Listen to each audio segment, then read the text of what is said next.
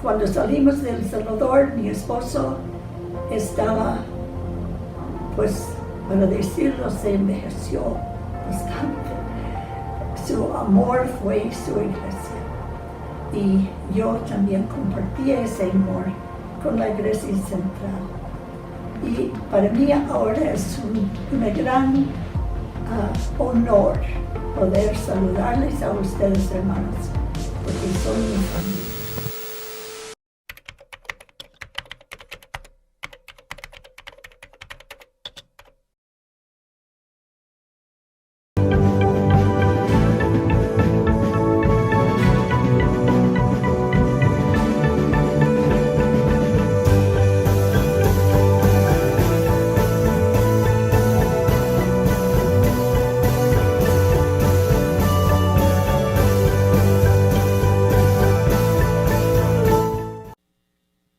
Hermano, cada uno de ustedes, muy bienvenidos a nuestra reunión, a un culto más este día jueves. Damos por inicio a nuestra semana de aniversario y para nosotros es una alegría poder celebrar 121 años, donde todos estos años hemos visto la misericordia y la fidelidad de Dios. Así que le invito ahí donde usted está, si está en su casa, en su cuarto, si va manejando o en donde usted puede estar viéndonos en esta noche, le invito a que me pueda acompañar a cantar, a exaltar, porque Él es el único digno de recibir toda nuestra adoración, toda nuestra alabanza. Así que damos por inicio esta semana de aniversario y vamos a dar inicio cantando y exaltando el nombre de nuestro Señor.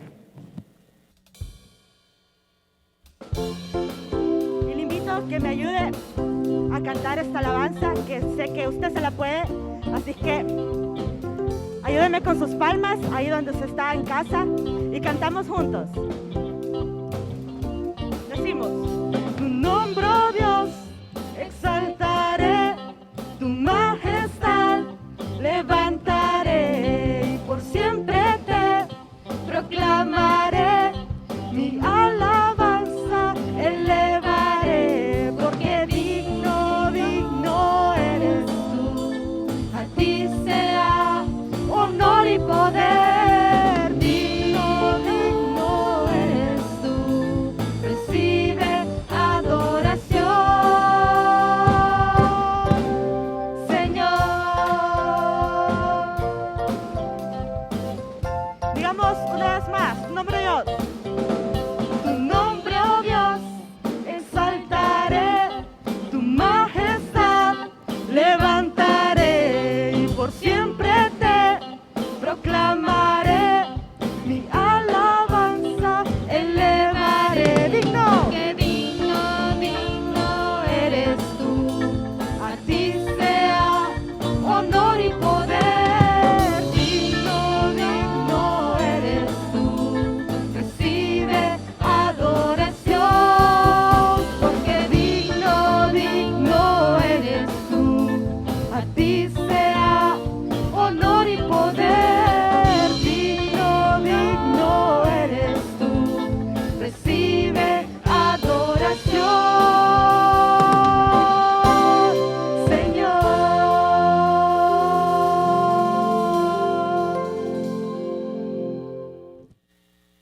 Amén. Y qué lindo y hermoso es poder alabar y glorificar el nombre de nuestro Señor.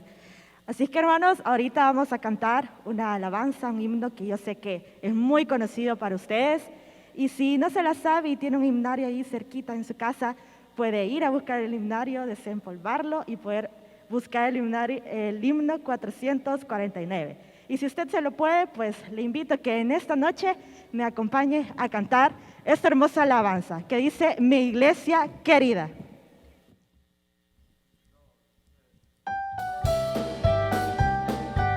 Acompáñenme con sus palmas ahí desde su casa y cantamos juntos. Una iglesia prefiere mi alma, una iglesia que viva mi fe. Hallo en ella la paz y la calma que en el mundo busqué y no hallé. Oh, ven, oh, ven, ven, ven, ven, ven a gozar entre hermanos. Oh, ven a adorar al Señor. Hallarás fortaleza y consuelo a los pies de tu buen Salvador. Cuán alegres resuenan sus cantos, porque son de su fe la expresión. Son el grito triunfal de los santos, un mensaje de amor y perdón. Oh, ven, ven, ven, ven, ven a gozar entre hermanos. Oh, ven a adorar al Señor. Hallarás fortaleza y consuelo a los pies de tu buen Salvador. Hoy celebra esta iglesia querida otro año de vida por fe. La conserve el Señor siempre unida y victoria en su nombre le dé. Oh, ven, ven, ven, ven, ven a gozar entre hermanos. Oh, ven a adorar al Señor. Hallarás fortaleza y consuelo a los pies de tu buen Salvador. Oh, ven, ven, ven, ven, ven a gozar entre hermanos. Oh, ven a adorar al Señor. Hallarás fortaleza y consuelo a los pies de tu buen Salvador. Amén. Amén. Qué bendición poder cantar esta alabanza, hermanos, y recordar lo que Dios ha hecho a través de todos estos años en la vida de nuestra iglesia. Que sea cada uno de ustedes muy bienvenido. A todos los hermanos que se están conectando justamente en este momento a través de la transmisión en Facebook y en YouTube Live.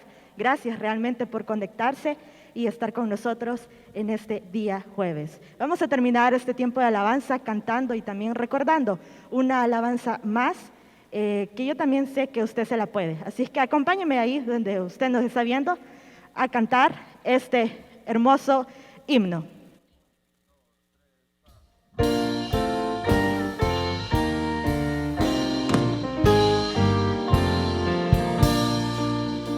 Decimos.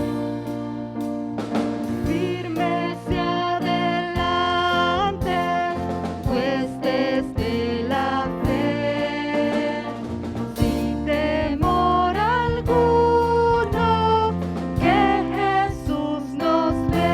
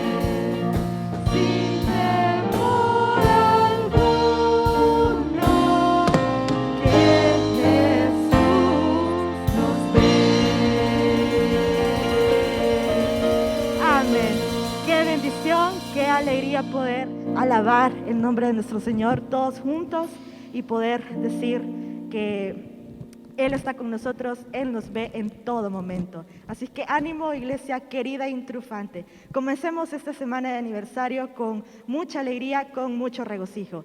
Y a continuación vamos a un tiempo muy especial, al tiempo de la prédica, y vamos a orar para que el Señor pueda bendecir a la persona invitada en esta noche y que podamos nosotros estar atentos a lo que Dios tiene preparado para nosotros en esta noche. Oremos. Gracias, Padre, porque nos has permitido, Señor, alabarte un jueves más. Gracias, Señor, porque nos has dado la oportunidad de comenzar esta semana tan especial, Señor, de aniversario. Te pedimos, Señor, y te depositamos este tiempo de la prédica en tus manos. Que seas tú, Señor, hablando a nuestras vidas, a nuestros corazones. Y que, Señor, por medio de tu sierva en esta noche podamos ser retados y confortados, Señor, con tu palabra y que podamos ponerlo en práctica todos los días de nuestra vida. Gracias, Señor, por todo. En el nombre de Cristo Jesús. Amén. Es un gozo poder estar en esta oportunidad de Iglesia Central en su aniversario. También estoy agradecida con los líderes por darme la oportunidad de ser la expositora de la palabra de Dios en este día tan especial. El tema encomendado en esta ocasión reza así: la iglesia en tiempo de crisis sigue compartiendo el evangelio. Exactamente, la iglesia en tiempos de crisis, ya sea mundial, personal, familiar, congregacional, de cualquier otra índole, sigue compartiendo el evangelio. Realmente esto no es una pregunta. Esto es una declaración que los líderes de Iglesia Central han escrito. La iglesia en tiempos de crisis sigue compartiendo el evangelio. Y algunos de seguro que están asistiendo con su cabeza: sí, así debe de ser. La iglesia en tiempos de los problemas debe de compartir el evangelio. Otros habrán dicho amén, aleluya, así es, hermana. Nosotros no nos tenemos de detener. La iglesia no se detiene, sigue predicando el evangelio. Pero ¿realmente es eso una realidad? ¿Cuáles son nuestras reacciones cuando nos enfrentamos a crisis? ¿Qué si te dicen que tienes una enfermedad terminal o una enfermedad que es difícil de curar?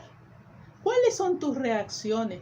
¿Está tu mente y tu corazón afín a ese pensar de Dios, de evangelizar, de alcanzar las almas para Él? O cuando te dicen que te has quedado sin trabajo, ¿cómo reaccionas? ¿Hay congoja en tu corazón? ¿Hay afán en tu corazón y tu mente y tu corazón no están de acuerdo con lo que el Señor demanda de su pueblo, de ser sal y luz por el afán que tienes en tu mente y en tu corazón? Gracias al Señor porque tenemos la palabra y en ella tenemos respuestas a todas nuestras dudas. Y esto de la crisis no está fuera del alcance de Dios. Está también escrito en las Sagradas Escrituras y nos da infinidad de ejemplos acerca de cómo reaccionar ante las crisis y el desafío que es compartir el evangelio. Para ello yo les invito que estemos estudiando el libro de Hechos, capítulo 4, versículos 23 al 31, hablando acerca de la iglesia primitiva. ¡Qué mejor ejemplo que la iglesia primitiva! Su primer problema en este capítulo 4, sus primeras reacciones que nos ayudan a podernos evaluar, a podernos mirar en un espejo para poder vernos interiormente y hacer los ajustes necesarios o agradecer a Dios porque estamos en la jugada, ¿verdad? De en medio de las crisis poder estar compartiendo el evangelio. Vemos qué pasó con esta iglesia y cuál fue su primera crisis. Vean conmigo, les leo a ustedes el capítulo 4, versículo 23 del libro de Hechos. Y puestos en libertad, así comienza este versículo, y puestos en libertad. Así que la primera pregunta que le hacemos al texto es: ¿quiénes fueron puestos en libertad? En el capítulo 3 nos da la respuesta que Pedro y Juan suben en el tiempo de la oración, que era a las 3 de la tarde, al templo y oran allí, ¿verdad? Que también nos dice el texto de que había un hombre que todos los días iba o lo ponían allí, un hombre cojo, ¿verdad? Para poder pedir limosna. Y ahí estaba ese hombre. Y Pedro y Juan lo vieron y se acerca, especialmente Pedro, dice la palabra, y según este hombre cojo pensó que le iba a dar una monedita, pero le dio más que una monedita. Dice, no tengo plata ni oro, pero lo que tengo te doy. En el nombre de Jesucristo de Nazaret, levántate y anda. Y tomándole por la mano derecha, le levantó y al momento se le afirmaron los pies y los tobillos, y saltando se puso en pie y anduvo y entró con ellos en el templo, andando y saltando y alabando a Dios. Por supuesto que toda la gente, todo el pueblo que estaba alrededor, dice que lo vieron andar y empezaron a alabar también a Dios. Cuando Pedro vio y Juan vieron que la gente realmente estaba preguntando, uy, estos hombres han hecho este gran milagro, y le estaban atribuyendo el crédito a Pedro. Entonces Pedro viene y toma esa ocasión para poder compartir el evangelio y comienza con estas palabras. ¿Por qué os maravilláis de esto? ¿O por qué ponéis los ojos en nosotros como si por nuestro poder o piedad hubiéramos hecho andar a este? Y empieza con un discurso evangelístico exponiendo quién es Cristo, que es el autor de la vida, que Cristo lo resucitó, de que Dios lo resucitó de entre los muertos, que ellos han sido testigos de eso. Y al final de su predicación, en el versículo 19, los llama a arrepentirse, a convertirse, para que sean borrados sus pecados y vengan tiempos de refrigerio. Y hubo resultado. En el capítulo 4, versículo 4, dice que 5,000 hombres se convirtieron en esa predicación. ¿Cuántos desearíamos, verdad, que se convirtieran en una predicación, aunque sea 2, 3, 4, 5, más si vivís en países como España, verdad, o países cerrados? Pero mira, en esta ocasión 5,000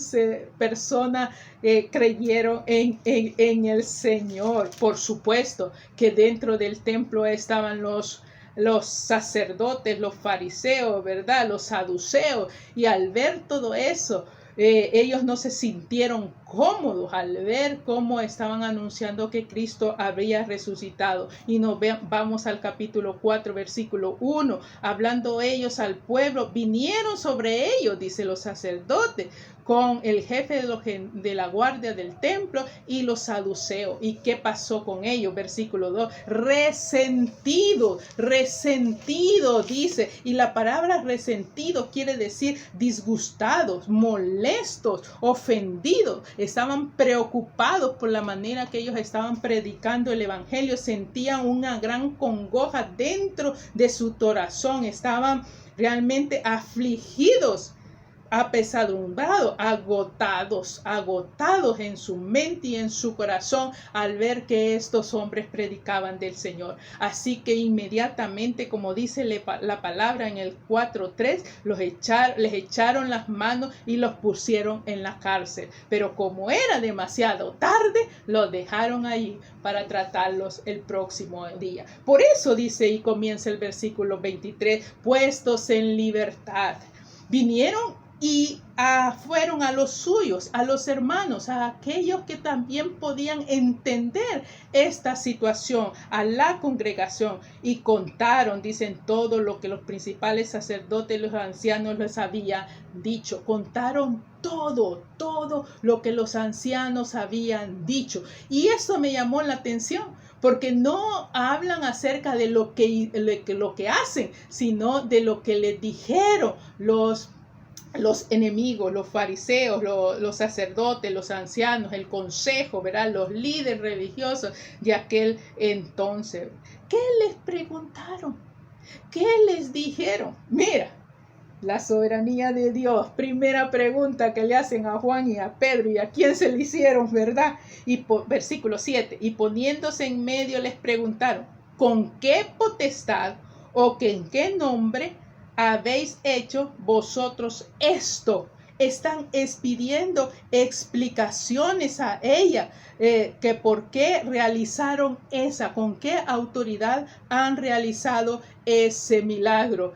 Y Pedro y Juan, no perezosos, ¿verdad? Eso lo toman como un pretexto, como una puerta, como una oportunidad para compartir el mensaje del Señor también. Sea notorio a todos vosotros y a todo el pueblo de Israel que en el nombre de Jesucristo de Nazaret, a quien vosotros crucificaste, imagínenlo, acusándolos, y a quien Dios resucitó de los muertos, por él, este hombre está en vuestra presencia, versículo 12, y en ninguno otro hay salvación, porque no hay otro nombre dado en el cielo, dado a los hombres, en que podamos ser salvos. Y Pedro y Juan aprovechan esta oportunidad para poder evangelizar a los líderes, a sus enemigos, lo digamos así, no solo de ellos, sino también fueron los enemigos de Cristo que llevaron a la cruz. Eso fue una de las cosas que ellos dijeron, pero también al ver que estos eran con una labia tremenda, con un poder, con valentía, estaban hablando, entonces los apartan en un momento y el concilio se reúne para poder ponerse de acuerdo qué iban a hacer con ellos. Y esta es la segunda cosa que ellos van a contar a estos hermanos a los cuales se han reunido. Dice versículo 18, y llamándonos, los intimidaron a los apóstoles. La palabra intimidar es una palabra militar, ¿verdad? Que te transmite una orden y la cual está completamente autorizada porque ha pasado por todos los canales adecuados. Es decir, que todo el concilio había tomado una decisión unánime: intimidarlo, amedrentarlo, coaccionarlo, asustarlos, desafiarlos, acobardarlos. Ese era el propósito de los sacerdotes, de los ancianos del concilio. Versículo 17 dice: para que no hablen de aquí en adelante a hombre alguno en este nombre. Y ya me imagino, Pedro, imagínense, ellos nos dijeron que desde ahora en adelante no hablásemos del nombre de Jesús. Versículo 18 lo vuelve a repetir, que en ninguna manera hablase ni enseñase en el nombre del Señor. Y este informe se le está dando a estos hermanos que les están escuchando. Pero ellos dicen que fuimos valientes en esta cuando oímos las palabras amenazadoras de los líderes religiosos. Dice Pedro y Juan, y respondimos a los líderes de esta manera: juzgad si es justo delante de Dios obedecer a vosotros antes que a Dios, porque no podemos dejar de decir lo que hemos visto y oído. Qué hombres tan especiales, tan valientes, desafiando la autoridad, porque la autoridad mayor sobre las autoridades es Dios. Y si la autoridad te pide algo que Dios te ha dicho que lo tienes que hacer, pues la voz de Dios tiene preeminencia sobre las autoridades. Al ver este desafío, dice Pedro al darles el informe, nos amenazaron. Y esta palabra amenazar es una palabra fuerte, realmente. Es diferente a la palabra que se usa de intimidar. Esta amenazaron quiere decir dar a entender que si ellos no dejaban de hablar del Señor de Jesucristo, no solo les iban a amenazar con palabras, sino tenían el riesgo de poder ser castigados duramente. Y esto lo vemos muy claramente en el versículo 21, dice, da referencia a eso, ¿verdad? No hallando ningún modo de castigarlos. Entonces por eso los amedrentaron, diciéndole: ahorita no lo podemos hacer, pero si ustedes siguen esto, entonces allí se las van a ver con cosas más fuertes, más desafiantes en su propio cuerpo, en su propia vida, ¿verdad? Allí. El mismo versículo que acabo de leer, dice que ellos no pudieron hacerle o castigarlos, los soltaron. ¿Por qué? Porque todo el pueblo glorificaba a Dios por lo que ellos habían dicho, dice el versículo 27. Pero lo interesante es que los mismos líderes estaban conscientes, muy conscientes, que el milagro que se había hecho, que el milagro que Pedro y Juan habían hecho, era procedente del cielo. Miren versículo 17 diciendo, ¿qué haremos con estos? Porque de cierto señal manifiesta ha sido hecha por ellos, notoria a todos los que moran en Jerusalén, y no la podemos negar. Así que ellos, a pesar de estar conscientes del milagro, viene y amenaza, intimida a los apóstoles. Así que ellos dan ese informe a la iglesia, y la iglesia entonces tiene una reacción, y en esto nos queremos seguir enfocando los demás minutos que me restan. Versículo 24, y ellos habiendo oído, y yo me puse a pensar, ¿qué le habremos dicho nosotros a ellos? Posiblemente cuando oyéramos este informe le hubiéramos dicho, tengamos precaución, ¿verdad? Esta es una advertencia de Dios. Mejor bajemos la guardia, esperemos un poquito a que se calmen las aguas. O tal vez otro hubiera sugerido, mejor busquemos un abogado para que nos aconseje cómo podemos resolver este problema. Otros más espirituales hubieran dicho, hay que ser mansos, como palomas, pero astutos como serpientes. Tengamos cuidado, ¿verdad? No vaya a ser. O tengamos nuestras reuniones tal vez en privado para así no tener ningún problema. Pero mire, ellos no dijeron ninguna de esas cosas. Ellos inmediatamente, habiendo oído, alzaron unánime la voz a Dios. Y esta es la primera reacción que vemos de la iglesia primitiva. Ellos no se quejaron. Ellos no se turbaron, sino que oraron. Ellos no cuestionaron, sino que oraron. Ellos no duraron, sino que oraron. Buscaron el rostro de Dios. Dice, esta iglesia conocía el poder de la oración. Ahora, ¿cómo oraron? Dice aquí que oraron unánimemente, y esta palabra me llama la atención porque es una palabra compuesta de dos vocablos en el idioma original que quiere decir una misma pasión. O sea, todos estaban en un mismo sentir, en una misma meta, en algo común, en un pensamiento común. Todos estaban de acuerdo. Es cierto que tal vez solo uno oró, porque sigue diciendo, y oraron.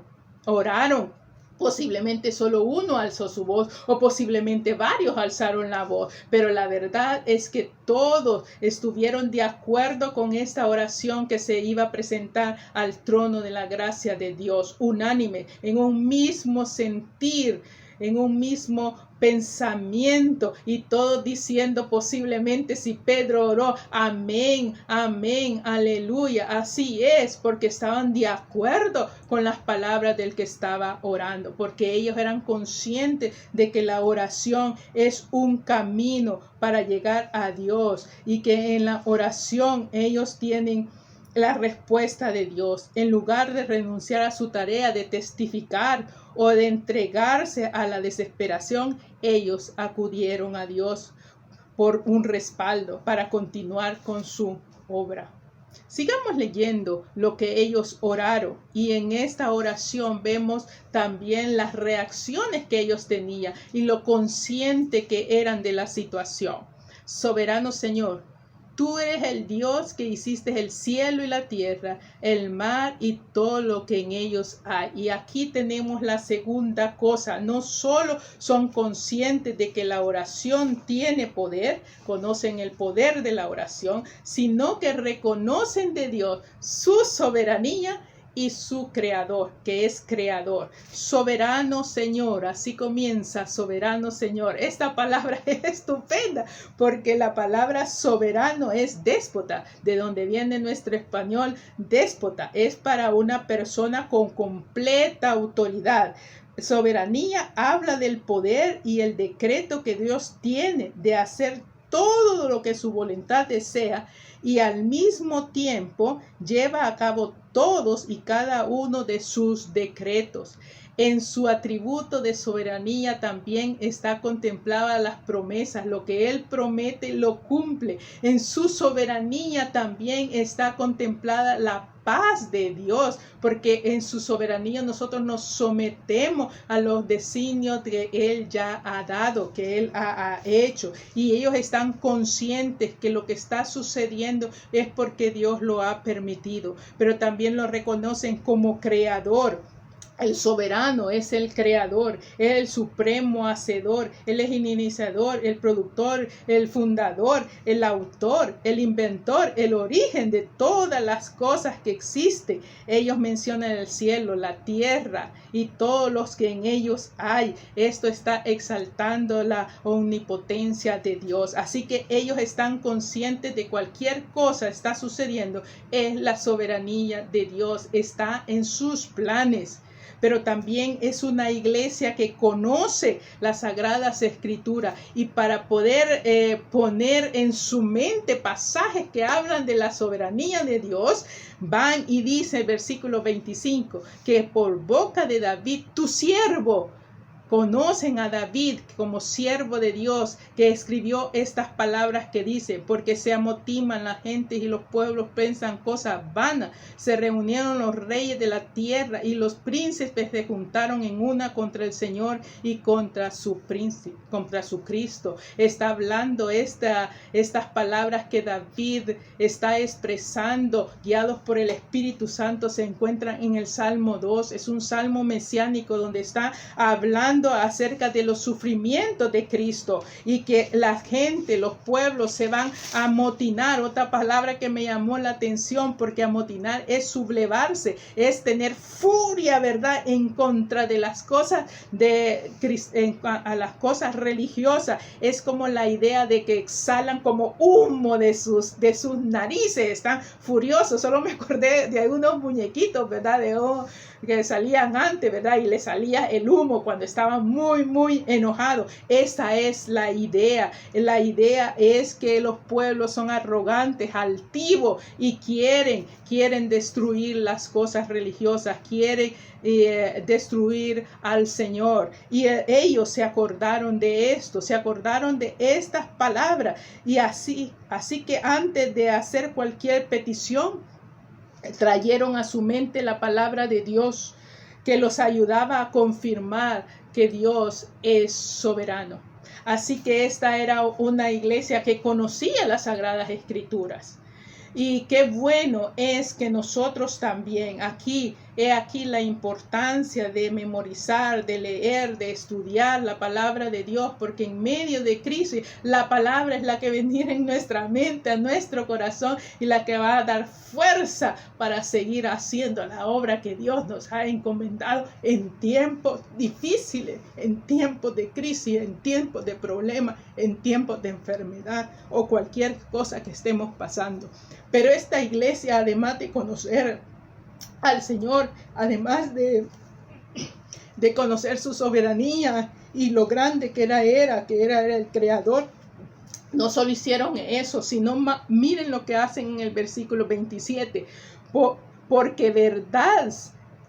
porque verdaderamente se unieron esta ciudad contra su santo Hijo Jesús, a quien ungiste, Herodes, Poncio Pilato, con los gentiles y el pueblo de Israel, para hacer cuanto tu mano y tu consejo habían antes determinado que hicieran. ¿Qué están haciendo el pueblo? ¿Qué está haciendo esta iglesia primitiva? No solo conocían a su Dios como soberano, sino que confirman su soberanía a través de las palabras que ya tenían en su mente y en su corazón, y ahora esa palabra la aplican a su contexto. ¡Qué maravilloso! Aplicar las escrituras a la realidad actual. ¿Cuál era la realidad actual? Que Pilatos, que Herodes, que los gentiles, que el pueblo de Israel, tanto los religiosos como los políticos, como el pueblo de Dios elegido, habían hecho nada más el designio de Dios. Ellas eran solamente instrumentos, y en esa oración ellos se están dando cuenta. Es como que les cae el chip y dicen: ¡wow! ¡Wow! ¡Wow! Estos solo son instrumentos en la soberanía de Dios para ejecutar el plan que Dios había trazado. Por eso el Salmo que recuerdan dice que versículo en el mismo, los pueblos piensan cosas vanas, inútiles, que no llegan a ningún fin. ¿Por qué? Porque Herodes y todos los que se confabularon creyeron que iban a terminar con Cristo, mas sin embargo era la victoria de Cristo al morir en la cruz y resucitar, y ellos no sabían eso. Así que a través de lo que los hermanos están haciendo, están confirmando que Herodes y los demás solo fueron instrumentos en las manos de Dios para ejecutar el plan. Pero mira versículo 28, para hacer cuanto tu mano y tu consejo. Y esta palabra es extraordinariamente fuerte, hermanos. Tu consejo. Permítame leer lo que significa consejo. Es una palabra griega, por supuesto, ¿verdad? Que tiene tanta riqueza. No voy a decir la palabra en griego, pero esto quiere decir que Jesús, Dios mismo, el trino Dios, tiene un plan resuelto. Es decir, Dios arreglando a propósito todas las circunstancias físicas, lo que garantiza que cada escena de la vida funcione para su propósito eterno. También significa la palabra consejo que Dios es el que organiza todas las escenas físicas antes de la creación, como lo expresa el Salmo 139, 16. Mi envión vieron tus ojos, y en tus libros estaban escritas todas aquellas cosas que fueron luego formadas, sin faltar alguna de ellas. Este nivel del plan de Dios, este consejo, como lo dice aquí, demuestra que Jesús, que Dios es el dueño de la historia. Es decir, siempre está a cargo. Nada le coge de sorpresa.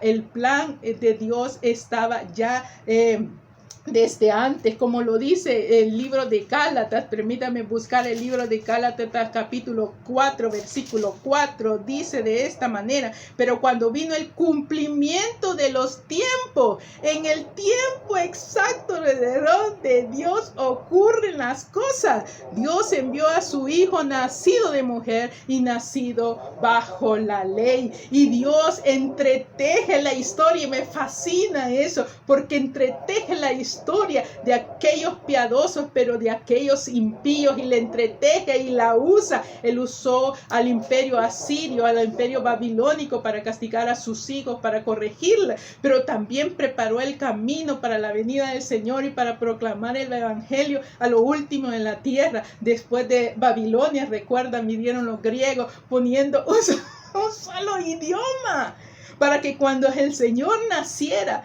y Él predicase en el griego, todos pudieran entender el mensaje, y luego los discípulos también, la escritura hecha en un solo idioma, Dios entretejiendo la historia y preparando en su justo momento. Luego llegan los romanos, y cuando Cristo nace, digamos, están en paz, ya han hecho carreteras en todo eso. No me imagino que fueran como las de ahora, ¿verdad? Pero buenas carreteras, porque había comunicación entre un pueblo y otro. La expansión del reino iba a ser mucho más fácil. Por eso Pablo pudo y deseaba ir a España, porque era fácil. Es cierto, llevaba más tiempo, porque ahora hay avión, ¿verdad? Allá en burro tal vez, o en camello, qué sé yo cómo lo hacía, y llevaba mucho más tiempo. Pero lo que quiero resaltar es que el consejo que dice aquí, la palabra consejo, nos está diciendo que Él tiene en control toda la historia.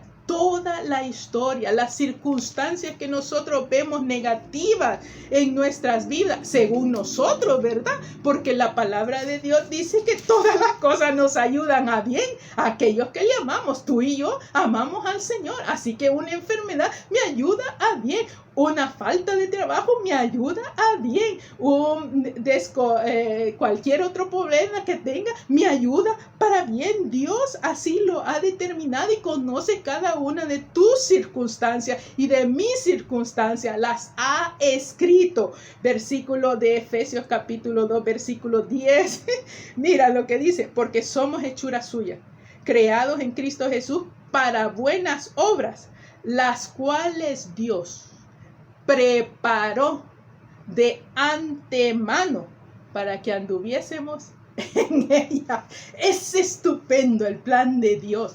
Dios es soberano y en su soberanía permite situaciones difíciles de crisis para que nosotros confiemos en esa soberanía. Solo en la soberanía de Dios podemos entender por qué paso por problemas. Solo en la soberanía de Dios puedo entender por qué una enfermedad crítica en mi vida. Solo en la soberanía de Dios puedo entender por qué no tengo para pagar. Porque la soberanía de Dios te da descanso. ¿Por qué? Porque ya no es tu problema. Descansas en el Señor. Dice, por nada estéis afanosos si no sean conocidas vuestras peticiones. Yo soy soberano para solventar tus necesidades. Y entonces la paz de Dios guarda tu mente y guarda tu corazón. Es la promesa de Filipenses que tú y yo no la sabemos. Pero que cuando estamos en situaciones difíciles se nos olvida. Esta era una iglesia que estaba testificando no solo que Herodes y todos los demás eran instrumentos, sino que estaban afirmando que Dios era el hacedor de la historia y que tenía bien afilado todo y bien apuntado, aunque parezca negativo.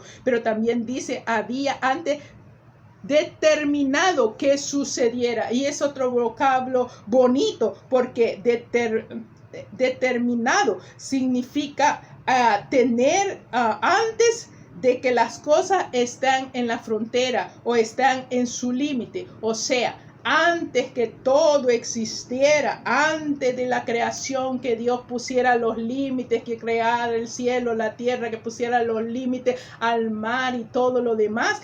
Eso quiere decir determinado.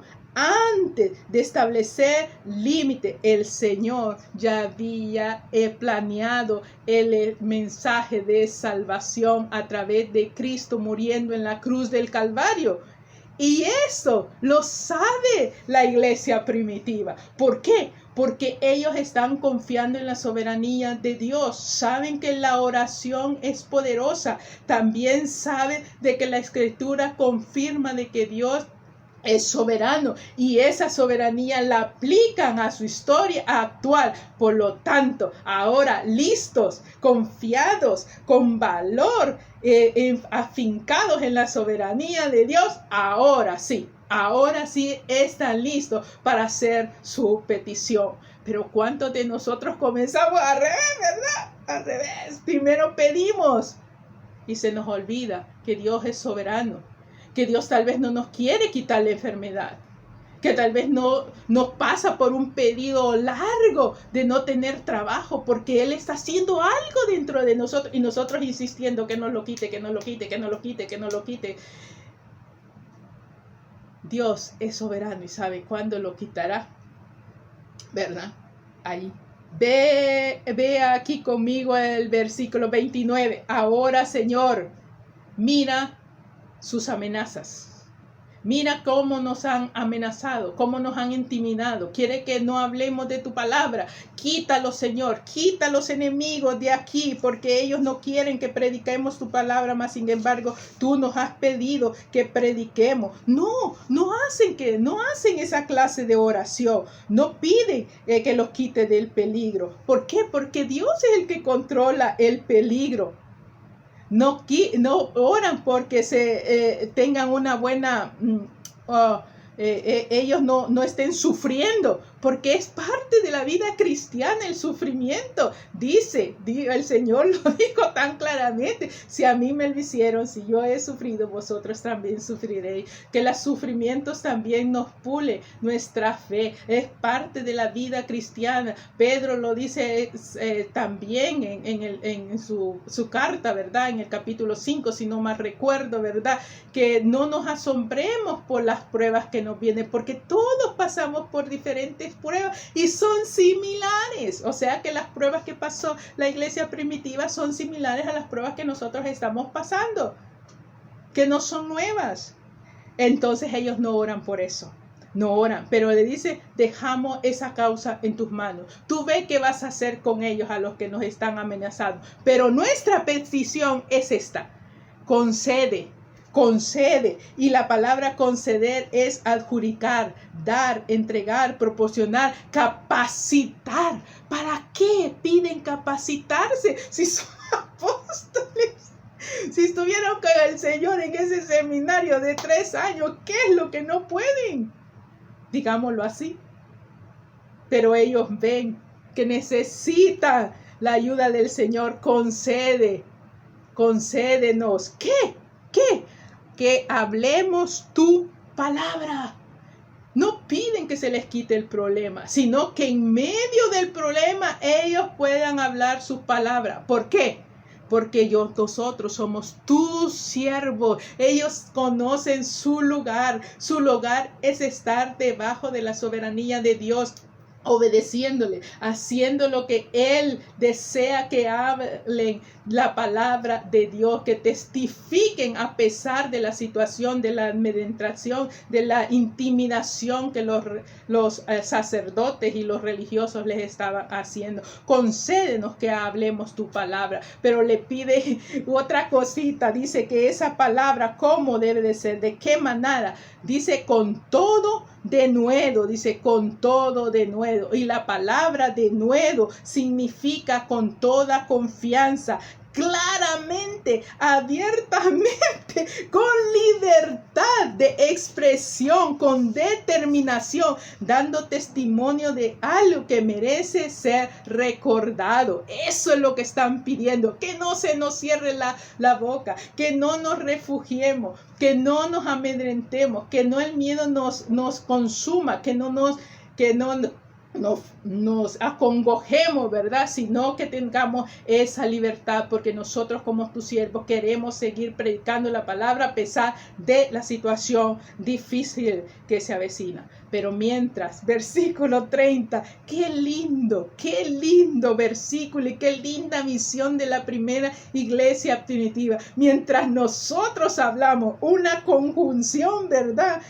Allí una bonita expresión aquí: mientras nosotros hablamos, mientras nosotros estamos hablando con libertad de tu nombre, dice: tú, Señor, confirma, dice versículo 30, mientras extiendes tu mano para que se hagan sanidades y señales, prodigios mediante el nombre de tu santo Hijo Jesús. Señor, respalda nuestra palabra, actuando tú de una manera poderosa, con milagros, con sanidades, con señales, con prodigios.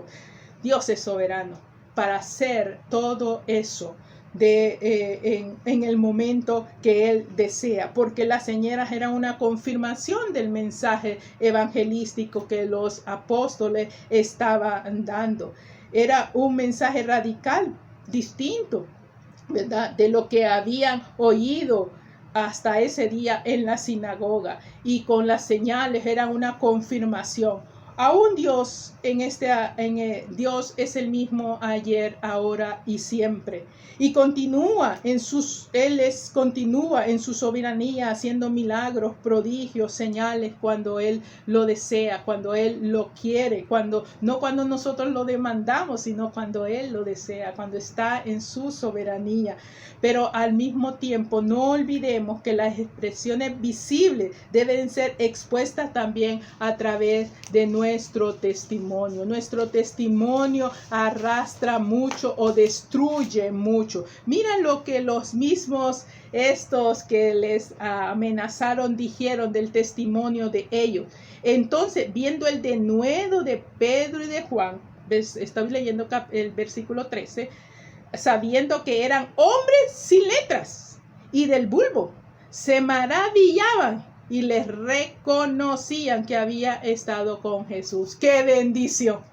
Que dijesen de nosotros, reconocemos que estos son diferentes, que estos que se llaman cristianos son diferentes por nuestro testimonio. Así que Dios nos respalda a través de las palabras, nos respalda a través de los milagros, de todo esto que Él puede hacer, pero también nuestro testimonio tiene mucho que desear también, mucho que hacer en nuestra predicación.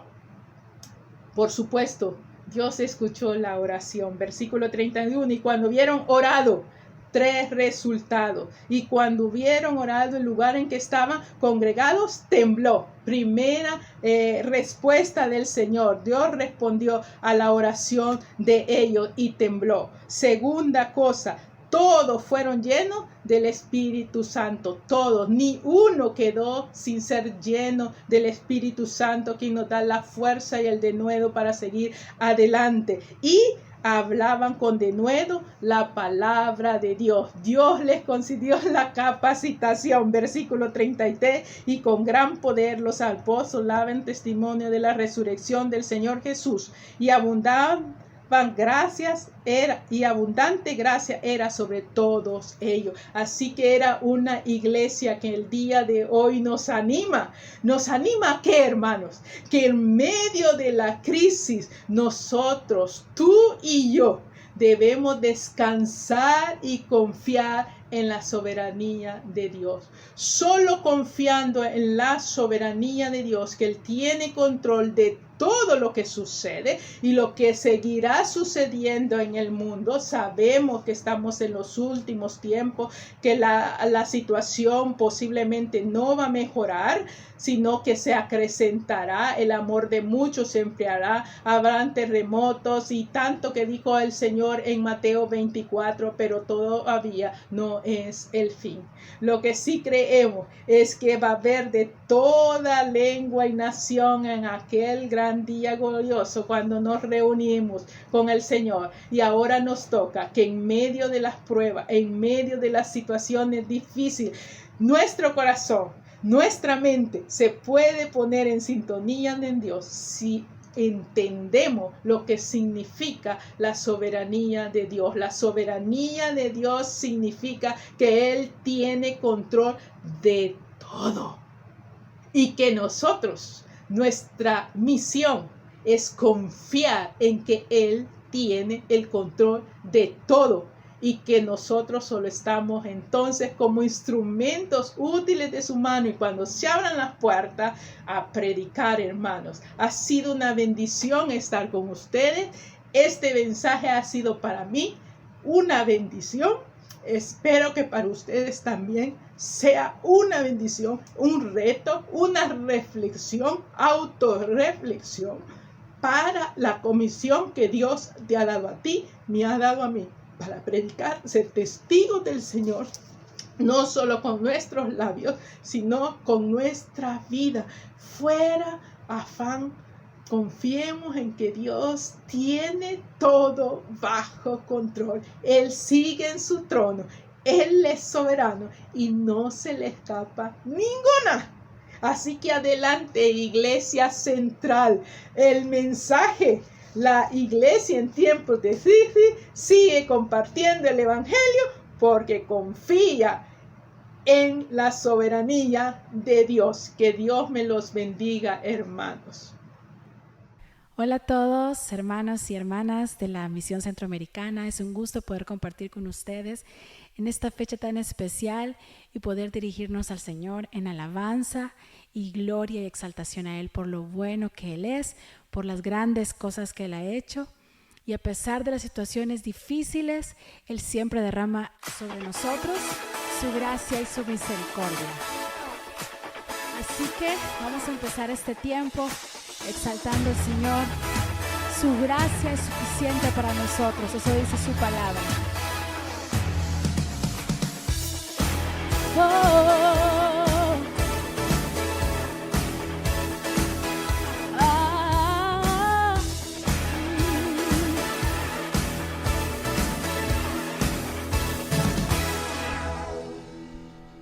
Rodearás mi camino, intimidarás al enemigo, mandarás un ejército y por fe oigo que marcha. Tú me librarás de todo mal, tú me defiendes, eres siempre fiel, confío en tu nombre. Aleluya, tú me librarás, haces lo imposible, disponible para mí. Eres inmovible, suficiente para mí.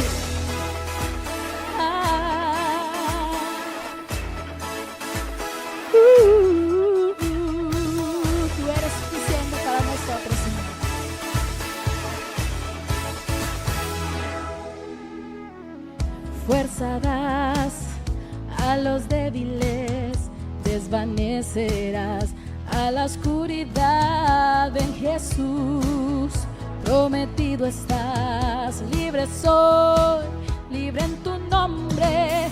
Tú me librarás de todo mal, tú me defiendes, eres siempre fiel, confío en tu nombre. Aleluya, tú me librarás, haces lo imposible, disponible para mí.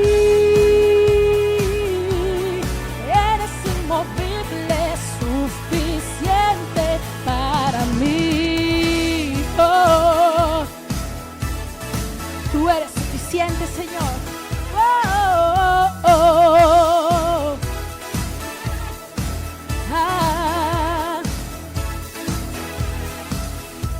Tu nombre es poder, me hace vencer, es suficiente para mí.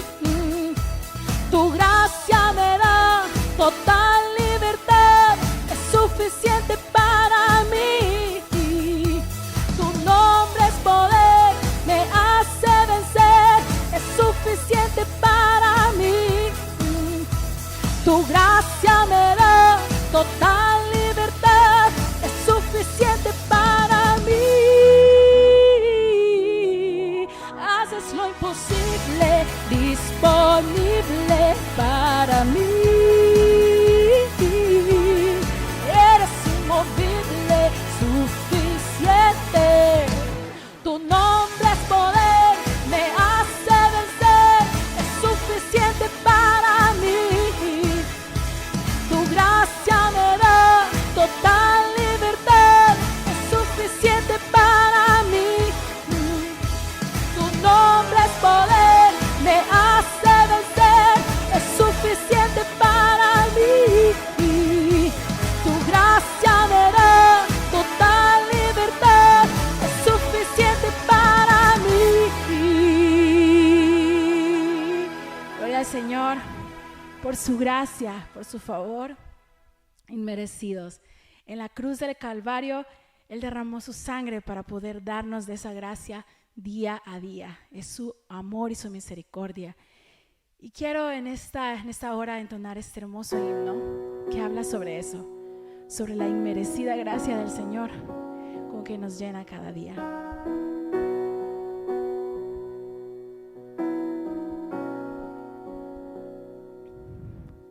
Sublime gracia del Señor, que a un infeliz salvó.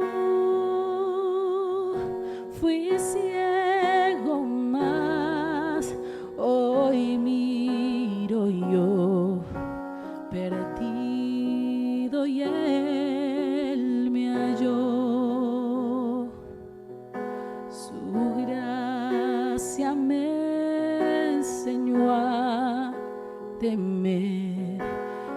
mis dudas ahuyentó.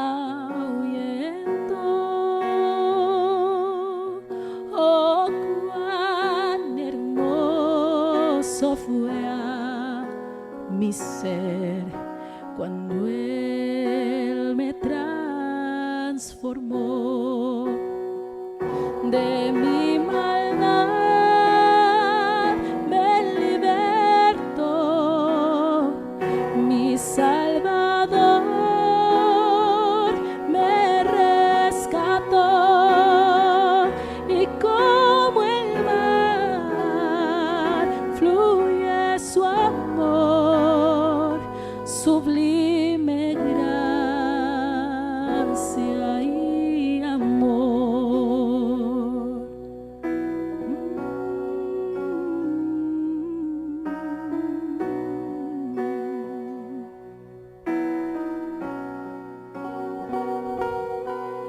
En los peligros y aflicción que yo he tenido aquí, su gracia siempre me libró y me guiará feliz. De mi maldad me libertó, mi Salvador me rescató, y como el mar fluye su amor, sublime gracia y amor. De mi maldad me libertó, mi Salvador me rescató, y como el mar fluye su amor, sublime gracia y amor, y amor. Y cuando en Sión por siglos mil brillando esté cual sol, yo cantaré por siempre ahí su amor que me salvó, su amor que me salvó,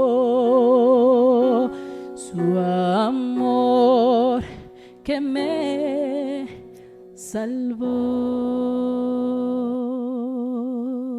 Que Dios les bendiga, hermanos.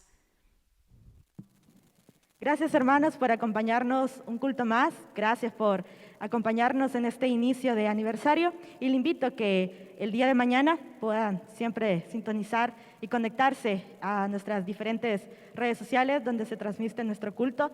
Para el día de mañana se ha preparado un programa muy especial, así que le invitamos a que siempre pueda conectarse a las 7 de la noche el día de mañana, viernes. Vamos a orar para cerrar todo este tiempo, así que le invito ahí donde se está a que pueda inclinar su rostro. Oremos. Gracias, Padre, porque nos has permitido, Señor, aprender de tu palabra, porque nos has hablado a través de tu palabra, Señor, y que podamos ponerlo en práctica, Padre, que a pesar, Señor, de las circunstancias, la iglesia sigue predicando tu evangelio, sigue avanzando.